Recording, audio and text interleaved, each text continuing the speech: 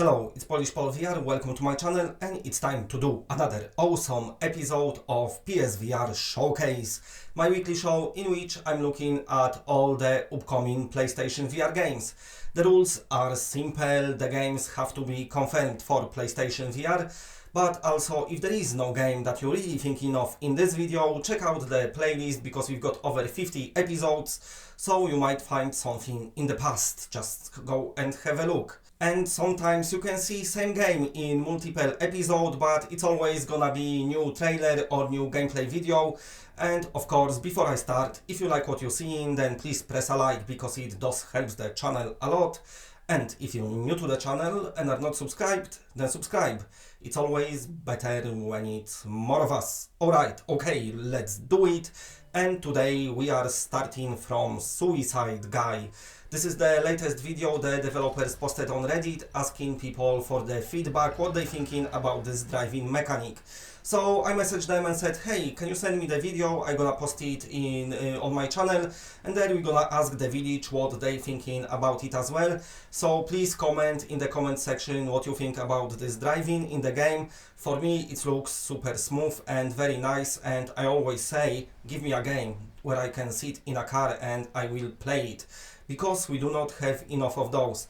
But of course, Suicide Guy is a game that I spoke about before on my channel. In this game you basically have to kill off your character in the game, and you're doing it in the many hilarious ways. So this game is in the development as we speaking now. The flat version is already out, but they doing it in VR now. So best of luck to them, and of course give us feedback in the comments. Okay, next game, and it's time to come back to 7 Masters. When I spoke about this game in my PSVR news video, I said later on during PSVR Showcase, I'm gonna show you some more gameplay that the developers been sharing, so you can have a look yourself and see what you think of the game. So here we have it, it's placed there in the background. And in this game you're becoming a super awesome, amazing ninja, and you're going into the kind of Japanese-ified lands where you have to kill other demons and monsters and other ninjas as well. And to do so you've got very nice arsenal of weapons, and you've got also bow and arrow, something what always works nice in VR because of course it's all your movement based. But also you've got different weapons, you've got swords, you've got maces, I think, those chainy things. So there is a lot of ways you can kill your enemies. Also what I like from those gameplays they've been sharing is that when you're fighting your enemies, you're not only cutting them, but you actually slashing them in half, and you can chop them and disassemble them. So it's very nice because it's always something what is very appreciated in VR games because it looks and feels just cool. Graphically it's looking alright, it's been in the development for a while now. I think they developing other flat game, so I don't know which game is their biggest priority. I think the flat game, I think it's called Pandemonium, that will be out first, I'm not sure. But nevertheless, they've been sharing bits and bobs info about 7 Masters lately, so I decided it's about time I start featuring it on the channel because it might come out soon, I don't know. But also in this game, when you're looking at those levels, the developers saying they're gonna be quite expansive.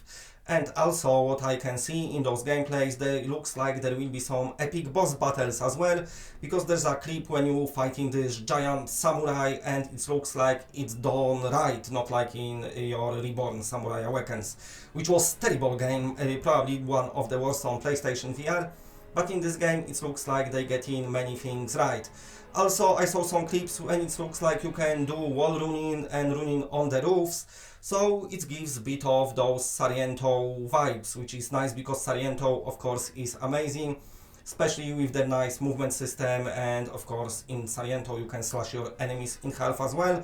But in this game looks like it's not gonna be just one slash and they dead, you're gonna have to put up the fight. And of course we don't have enough physical combat based games, and physical combat in VR feels great. And we need those games. I know Gorn gonna be announced very soon on Monday, they're gonna give us release date, but nevertheless this is another one to just look forward to. And also many of those games happening in like a closed arenas, while this game it looks like you traveling through the levels and then finding your enemies, so it looks like it's gonna be proper story. It looks like there is some loot to collect, so I'm looking forward to see what's gonna come out of it. Stay tuned to the channel. Once I know a bit more about the game, of course I will be passing it on. But anyway, on to the next game, which is Distortion VR, coming from single developer. I think one dude working on the game, and unless the studio got a bit bigger now, I'm not sure. But anyway, this is the latest gameplay he posted. Looks like VR gameplay straight from the development kit, because looks like motion controllers but flat screen. Many of developers do that when developing the game, of course, but nevertheless the Distortion looks very promising. It's gonna be coming to Kickstarter soon, I think, to like fast track the development. But also what I like about this game is the fact that it will support aim controller, and aim controller, of course, my favorite controller. I've got PSVR as well, and I like those controllers, but nothing beats aim. Who would have thought that little PSVR can have best controller? I love aim, but sadly I don't love the fact that there is not enough games supporting it, so at least Distortion gonna be the next one. And apart from shooting, there will be also some flying, like in a neon city. They posted some clips, so it looks like they're doing a lot of things right. But of course, as it's early in the development, we still might wait a while for this one. Okay, alright, on to the next game, which is GLYPH, coming from the developer of Decoiled and Decoiled 2, the Bolverk games. This is kind of departure from previous digs, because this one is a platformer game, and in this game you kind of controlling a ball, but this ball you have to be proper master at controlling it. This video shows you a speedrun through the level, and it's not so easy to do. You've got many different ways to go about in the level, but of course the point of this game is to master each level and be the best, and it gets addictive very fast. I played it on PC, it's gonna be coming to PlayStation VR, and also it will be free to play, so you'll be able to download it for free, and if you like it then you can buy different worlds of the game. Now, it's meant to come out early this year, but I think just like everything, it's kind of got a bit delayed. How much, I don't know, but it's still coming to PlayStation VR, so once it hits the store, just check it out, it will be free. But anyway, now a little departure from balls and guns and the swords and bows and arrows. This is Pottery VR. Very niche game for the pottery fans. I'm sure there is few here and there, and many people enjoying it, and if you're looking for something to relax with, the pottery might be the thing. I don't know, there was many VR games what I was thinking like, I don't know if I gonna like that, and then I've had much more fun that I supposed to.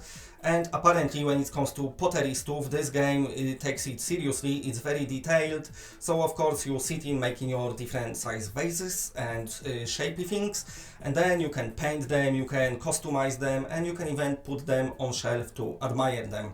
Now it's out on PC, I think, I don't know, it's kind of over $20 I think. So for the game like that, I don't know if you're willing to pay, but I'm sure pottery fans, which was waiting for pottery game, probably will. And also, of course, Pottery VR is the game that can be done only in VR, so you can see your vase in front of you and you can just manipulate it and touch it and enjoy the vase and make the best one possible, practicing at home, not making a mess. Very nice.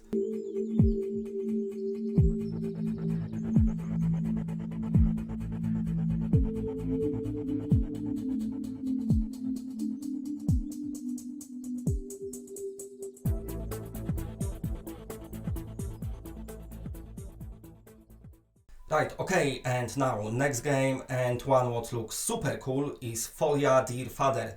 I've been talking about this game for quite a while on my channel because it's been in the development for quite a while. They took their sweet time with this game, which I appreciate, because at least they're gonna give us best game possible. In FOLLIA Dear Father looks like you'll be running around scared shitless, because what's happening is, it gives me those Outlast vibes, and many people said that about this game already. But also there is a bit of combat in this game as well, and also the story goes that you're going to like a university, you're looking around, your parents died, you're like, okay, yes, go investigate, but of course there's some scary people chasing you and you're like, okay, must survive. So that's what you're doing now. Those videos, what I'm posting here, what the developers doing now, they're getting ready to launch the game on PC, so every day they posting us new videos, so I decided to put them here. But also what they said, even though the game coming to PC at the end of April, they said we will announce PlayStation VR release date very soon. So it looks like PSVR version is not that far in the development. And also this game gonna be playable flat, but will come with VR DLC. Now on the Steam store it's kind of confusing because it looks like it might be separate mode or something, but what the developers saying, the VR DLC basically puts you inside the game in VR and you're playing through all of it in VR. So sounds interesting, definitely looking forward to good horror on PSVR.